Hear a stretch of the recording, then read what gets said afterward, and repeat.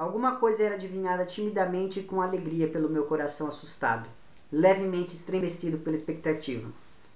E de repente meu peito começou a ficar hesitante, começou a doer como se algo transpassasse. E lágrimas, lágrimas doces, jorraram dos meus olhos. Cobri o rosto com as mãos e, tremendo todo como a haste de uma erva, entreguei-me sem defesas a esse primeiro desvelamento e revelação do coração. A primeira intuição ainda vaga da minha natureza. Minha primeira infância terminou nesse instante. Assim então se encerra Um Pequeno Herói, que é um livro recém-lançado pela editora 34 do Fyodor Dostoiévski. Esse livro aqui é a primeira vez que traduzem ele aqui no Brasil. Já havia uma tradução, mas ela era para o português de Portugal. E da editora 34, então, através da tradução da Fátima Bianchi, lançou, se não me engano, em junho ou em maio, não sei mais, esse livro aqui, que traz ainda algumas ilustrações do Marcelo Grasman. Enfim, a editora não me pagou, nem me deu nenhum presentinho para falar isso para vocês, mas essa edição aqui é muito interessante. No finalzinho dela tem um pós-fácil que a Fátima Bianchi escreveu, falando um pouquinho então para o leitor de como que era a situação da vida do Dostoiévski na época que ele escreveu esse livro. Que ele escreveu esse livro entre julho e dezembro de 1849. E caso aí você não saiba, em 1849 o Dostoiévski estava preso por fazer algumas... Como é o nome disso? Por se reunir com um grupo de revolucionários russos, né? Um grupo anti-czarista. Agora eu lembrei o termo que eu estava buscando. E esse grupo, então, todos foram presos e condenados à morte. Só que no último instante, então, o imperador mudou a pena deles para 10 anos de trabalho forçado na Sibéria. E depois que Dostoiévski voltou de lá, então, ele voltou escrevendo de uma maneira muito mais sombria, eu diria, digamos assim. E eu acho que a importância desse livro ter sido escrito exatamente nessa época é muito interessante, porque mostra toda a capacidade inventiva do Dostoiévski. Porque, veja, ele estava ali num presídio sem poder nem escrever direito, sabe assim? O Dostoiévski, ele tinha epilepsia, então ele vivia tendo crises e tal, não sei o quê. Então, quer dizer, a saúde fragilizada, a situação em que ele estava vivendo, tudo não favorecia uma escrita tão luminosa como é a desse livro aqui. Porque esse livro, ao contrário que eu acho que de todos os outros livros do Dostoiévski, é um livro extremamente luminoso. E o que eu quero dizer com extremamente luminoso? As ações se passam em pleno verão. Então, ele descreve as árvores, ele descreve o rio, ele descreve as flores, enfim. É um livro diurno, ao contrário de muitos outros livros do Dostoiévski, que são sempre livros noturnos que se passam no inverno, em que as pessoas, enfim, têm crises de convulsão e de loucura e coisas do tipo. Aqui não. Então, assim, eu acho esse livro bem interessante por conta disso e por conta da temática também, porque esse livro aqui ele vai retomar um pouquinho do livro que o Dostoiévski estava escrevendo quando ele foi preso, que é o Nietochka Nesvanova. Já tem vídeo no canal, vou deixar o link lá embaixo, que eu acabei relendo agora, né? Porque nos dois livros, então, ele vai falar um pouquinho sobre o despertar sexual e amoroso, enfim, em crianças. Na Nietochka Nesvanova, numa menina, e no Pequeno Herói, em um menino. Assim, quem me mandou esse livro, então, foi o Márcio, que é o marido da Fernanda. Bom, e o Nietochka, então, é um romance que, por ele estar escrevendo antes de ser preso e depois, no momento que ele estava escrevendo, ele foi preso, é um romance inacabado.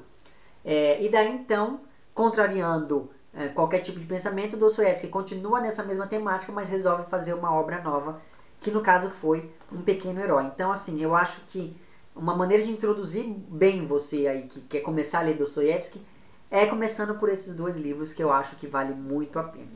Enfim, assim, fora também que ele escrevia sobre sexualidade em crianças muito antes do Freud. Então eu já imagino como que não deve ter sido receber uns livros como esses aqui naquela época, em 1849, né, gente?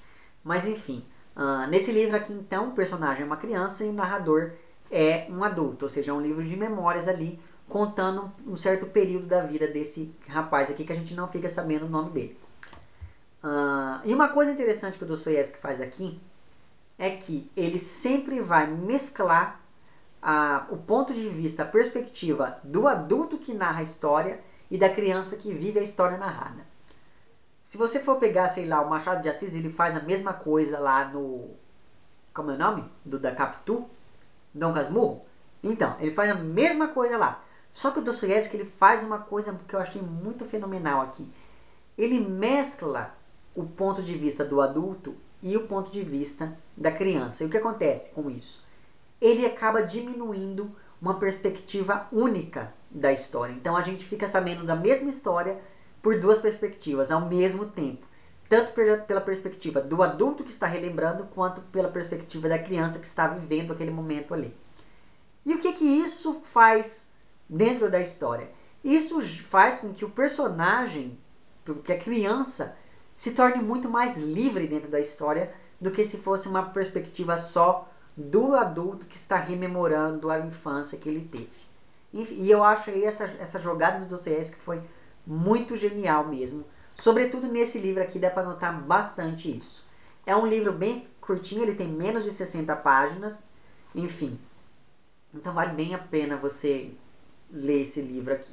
Inclusive você aí quer começar a ler Dostoiévski, não li tudo dele, não sou especialista em Dostoiévski, mas eu indicaria esse livro aqui para você começar. Bom, esse livro então vai se passar durante uma festa de verão. E essa festa de verão está acontecendo fora de Moscou. E uma coisa que eu já achei interessante logo por esse dado, e aí eu vou comentar rapidamente com vocês, é que o Dostoiévski fazer essa ambientação em uma festa, sobretudo em uma festa fora de Moscou, já causa alguns efeitos dentro da narrativa. Por quê? Os personagens aqui eles não são nomeados. Né? Esses personagens aqui, ou seja, eu entendo isso quase como se fosse uma crítica ali, né? Que fora de Moscou esses personagens não têm nome, ou seja, esses personagens não são ninguém para não serem conhecidos. Não sendo pessoas identificadas dentro do livro, elas podem fazer o que elas quiserem. E essa coisa de fazer o que elas quiserem é o grande objetivo dessa festa, digamos aqui. Assim, né? E outra coisa também que é interessante você pensar dele fazer essa ambientação numa festa é a liberdade que isso gera para o próprio Dostoiévski enquanto artista, enquanto escritor. Porque estar numa festa faz com que ele tenha uma liberdade artística maior do que se ele fosse escrever sobre pessoas, sei lá, na capital, sabe, em São Petersburgo ou na própria Moscou.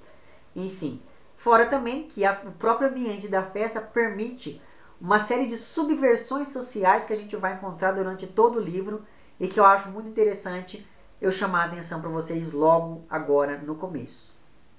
Enfim, e uma última coisa que eu percebi também nessa ambientação da festa é porque assim, os romances do Dostoiévski ele vai descrever a pessoa a partir do meio em que ela se encontra. Aqui essas pessoas, esses personagens, eles não estão no meio em que eles vivem, eles estão apartados desse meio. O que isso gera? Isso gera que o Dostoiévski, na verdade aqui, me parece pelo menos, que ele quer descrever a natureza do homem enquanto homem, não enquanto ser social. Né? Tanto que aqui o narrador mesmo diz, entreguei-me à primeira intuição ainda vaga da minha natureza, nesse último trecho que eu li aqui para vocês. Mas enfim, está então esse narrador, que é um menino, nessa festa, e ele está ali observando essas belas senhoras e essas belas moças, e ele vai começar então ali em um dado momento, logo no começo do livro, ele diz o seguinte: eu era uma criança, não mais que uma criança. Muitas dessas belas mulheres, ao me acariciar, ainda não sonhavam em levar em conta a minha idade. Eu já era dominado por uma sensação incompreensível a mim mesmo. Alguma coisa já me sussurrava no coração, algo que até então ele ignorava. Ele era desconhecido. Por vezes me sentia como que envergonhado e até ofendido por meus privilégios infantis. Outras vezes era invadido por uma espécie de assombro. e eu saía para me refugiar em algum lugar onde não pudesse ser visto. E aqui então é ele falando. Perceba que logo no início a gente já percebe que a relação dele com a festa é uma relação totalmente passiva, ele só observa as coisas acontecendo ali, né? Então é ele falando do que ele sentia quando ele começava a ver aquelas mulheres bonitas todas ali. E as mulheres bonitas começavam a vir brincar com ele como se estivessem brincando com uma criancinha. E aqui ele já estava falando, olha, elas não estavam sabendo que eu já estava ali começando a sentir coisas que nem eu sei explicar muito bem. Então perceba que há um certo viés erótico, há um viés amoroso, sim, mas há um certo viés erótico durante todo o texto, sobretudo nesses momentos assim que o narrador fala, mas não é possível, porque eu ainda era uma criança, como eu já estava com esse tipo de pensamento. Enfim, dentre essas mulheres bonitas, a que o narrador acha mais bonita, então, quando ele era criança, é uma moça que a gente não fica sabendo o nome, como todos os outros personagens, mas a gente sabe que ela é uma moça loira. E ele se sente totalmente extasiado por essa moça, e extasiado sexualmente mesmo. Ele chega a ficar pensando em como seria ficar sozinho ali com aquela moça e tal. Pois bem, essa moça então tem um determinado momento da festa que percebe que ele fica olhando bastante para ela e resolve começar a fazer algum certo tipo de brincadeiras com ele. Então ela passa então ali a ficar perseguindo ele pela festa inteira, fazendo brincadeiras, digamos, meio que indecentes com esse menino. Não, ela não estupra ele, mas ela fica falando coisas do tipo: ai, você é muito bonito, deixa eu fazer um carinho em você, deixa eu te sentar aqui no meu colo. Ai, eu queria muito casar com você. Ai, eu estou apaixonada por você, você é lindo, não sei o quê. E ela faz tudo isso para que ele se envergonhe na frente das outras pessoas, né? E ele logo saca isso logo de cara e começa a fugir dessa moça. Só que ao mesmo tempo que ele não gosta disso, ele começa a gostar dessa coisa, porque a gente fica sabendo então dessa dualidade de sentimentos que essa criança, né, porque é 11 anos, passa a sentir ali então com relação a essa moça. E perceba então, quando eu falei para você da subversão social ali dada por esse ambiente de festa, eu fiquei pensando, será que se fosse em uma festa na capital, em Moscou, ou sei lá eu, em qualquer outro lugar mais, algum centro urbano muito grande da Rússia, essa moça teria essa liberdade toda com esse menino? Será que a relação entre um adulto e uma criança se daria dessa maneira? Então, quando eu disse lá subversão social, eu quis dizer justamente nesse quesito de que existe uma certa igualdade entre todos os convidados ali, sem importar ali muito a idade entre eles, e nem o gênero em alguns casos. Mas enfim, ele então fica ali tentando evitar essa moça por um bom tempo, até que um dia ele conhece uma amiga dessa moça, e por essa moça, que é amiga da loira, ele começa a sentir uma verdadeira paixão. Ele começa, perceba que essa moça que ele se apaixona é uma moça morena. Então perceba o contraste físico entre as duas e o contraste, digamos, emocional que ele sente entre as duas. Em uma ele deseja e a outra ele se apaixona por ela. Então essas personagens são bem contrastantes durante todo o livro. Só que essa morena, para a infelicidade do garoto, passa então também a perseguir ele fazendo esse tipo de brincadeira, até o dia então em que ele sai para o jardim e vê que ele está chorando escondida. E a partir desse momento essa moça começa meio que ignorar ele, até que um dia ela está saindo para ler no bosque, e o rapazinho, o narrador, está indo atrás dela, quando ela encontra então o marido. E o marido acha muito suspeito o fato dela estar indo sozinha para o bosque. Ela então vê que o menino estava ali perto e fala, não, eu estou indo com ele. E os dois vão para o bosque. Só que nesse momento a loira vê os dois entrando de mãos dadas dentro do bosque e resolve brincar com o menino depois por conta dessa cena. Enfim, quando o menino chega então com essa moça morena que ele se apaixonou dentro do bosque, ele descobre que ela traía o marido, porque lá dentro do bosque tem um homem esperando por ela. Ele fica totalmente envergonhado com aquilo tudo e volta para casa correndo. E quando ele volta para casa, ele escuta a loira então brincando e falando para todo mundo que ele estava perdidamente apaixonado pela moça morena, que ele vai chamar aqui de Madame M. Enfim, ele fica mais envergonhado ainda com tudo aquilo e acaba se trancando dentro do quarto até que anoitece. Quando anoitece, as pessoas então resolvem continuar a festa em um outro lugar. Então, para isso, todo mundo arruma umas carruagens e começam a ir embora. Só que o menino percebe que não tem lugar para ele na carruagem, até que essa moça loira, para provocar ele novamente, diz o seguinte: ela pega, tem um cavalo lá que derruba todo mundo que tenta montar nele, e essa moça loira diz: ah, você não quer ir? Então monta naquele cavalo. Esse menino então fica tão chocado e tão envergonhado com tudo aquilo, ele se sente tão ultrajado com essa humilhação, que ele acaba montando no cavalo sem que ninguém perceba, e o cavalo perde o controle e começa a sair correndo com ele. E é uma cena hilária, ele descrevendo o que ele sentia naquele momento, o cavalo correndo pelo pasto e ele tentando se segurar ali no cavalo para não derrubar. E de fato o cavalo não derruba ele. E quando finalmente conseguem pegar esse cavalo e dominar esse cavalo, todo mundo passa a aclamar esse menino como se fosse verdadeiramente um pequeno herói aqui do título. E é por isso que eu acho que essa é a cena mais importante do livro, porque ela marca justamente o começo da entrada desse menino no mundo dos adultos. Porque depois que ele começa, então, esse ato heróico de cavalgar um cavalo selvagem, arranjam, dão um jeito, expulsam uma senhora de uma das carruagens para que ele vá. Então perceba, antes disso não havia lugar para ele no mundo dos adultos. Depois disso passa a haver um lugar para ele. Ele é mais aceito no mundo dos adultos depois desse incidente. Só que no meio do caminho começa a chover, eles acabam voltando. No dia seguinte, então, eles vão, todo mundo vai dormir e tal. No dia seguinte, ele resolve dar um passeio pelo bosque de novo. E quando ele está no meio do bosque, quem ele vê? A moça morena por quem ele está apaixonado. Só que ele descobre que ela ainda está traindo o marido. E nisso, quando ele descobre, então, ele percebe que esse amante dela acaba dando uma carta para ela e vai embora. Só que ela acaba perdendo essa carta. E ele recupera. Só que ele não sabe o que ele faz com a carta. E esse é o grande embate que vai acompanhar esse menino durante as últimas páginas do livro.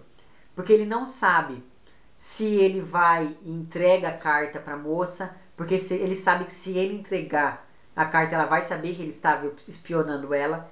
Ele não sabe se ele rasga fora a carta, mesmo não sendo uma carta para ele.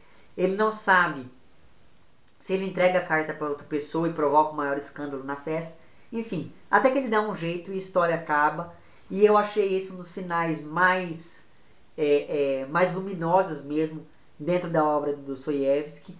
Apesar de que aqui a gente observa bastante alguns dos temas que iriam permear toda a obra do Dostoiévski, como por exemplo a relação do indivíduo com as pessoas que o cercam, como que as pessoas que o cercam acabam determinando ali como esse indivíduo vai ser. Só que nos outros romances, como é o Crime e Castigo, como é Os Irmãos Karamazov, ou como é Os Demônios, por exemplo, existe sempre um embate entre essa aceitação que esse personagem tem com o mundo, por se inserir no mundo. Só que aqui não, aqui esse personagem ele quer ser inserido naquele mundo dos adultos. E por isso então há esse embate, que seria muito característico da obra do Dostoiévski, só que não de uma maneira muito rígida, porque esse personagem ainda assim quer se inserir, ele acaba cedendo muitas coisas para que ele se insira ali nesse mundo dos adultos. Enfim, eu tenho a impressão que eu ia falar mais alguma coisa sobre esse livro, mas agora não me vem nada à cabeça. Mas o fato é que é interessante perceber que nesse livro, apesar de ser só 60 páginas, o Dostoiévski começa então ali a criar toda uma ambientação e toda uma personalidade própria para o personagem que ele usaria em vários outros romances. Por isso que eu digo para vocês que, para você que não quer começar logo de cara lendo, sei lá, Os Irmãos Karamazov, ou os Demônios, ou o Crime e Castigo, comece com esse livro aqui, porque eu acho que nesse livro aqui ele já começa ali a conduzir o leitor, ainda que de uma maneira quase ingênua, por todo esse labirinto que ele ia criar ali depois na obra dele. Depois, claro, você pode ir para o Nietotka Nesvanova e incrementar sempre ali a sua leitura. Eu ainda vou fazer um vídeo falando quais as minhas dicas de como começar a ler o Dostoiévski, porque eu acho que É muito, eu não sei se é muito válido começar logo de cara com um desses grandes romances dele, porque a pessoa pode se assustar e acabar desanimando, mas enfim.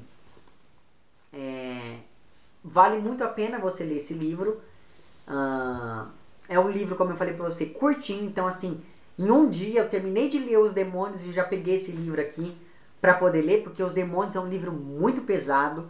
Então assim, depois eu precisava desopilar um pouco a mente, então eu já peguei esse daqui e li assim, em questão de horas eu terminei de ler ele. É uma leitura super fluida. Os livros do Dostoiévski não são livros difíceis de você ler por conta das palavras que ele usa, mas sim por conta das situações que ele cria ali dentro. E eu acho que aqui essas situações todas conseguem ser amarradas de uma maneira muito mais fácil para o leitor que ainda está começando a ler a obra do Dostoiévski. E você aí que já leu alguma coisa do Dostoiévski, leia esse também, porque nesse livro aqui vale muito a pena. Sobretudo porque eu acho que esse é um livro que encerra a primeira parte da vida do Dostoiévski, para depois então, com a recordação da Casa dos Mortos e Memórias do Subsolo, ele inaugurar uma fase muito mais sombria e eu diria quase existencialista da obra dele. Enfim, vale muito a pena e eu espero que você realmente leia esse livro, porque é um livro curtíssimo, você lê rapidinho. É isso então, se você gostou desse vídeo, não esqueça de curtir e de compartilhar. Caso você não tenha gostado, não esqueça de dizer lá embaixo porque não gostou. Se você está inscrito no meu canal, muito obrigado pela sua inscrição. E caso não esteja inscrito, não esqueça de se inscrever também lá embaixo. É isso então, um abraço para vocês todos. Até o próximo vídeo. Tchau!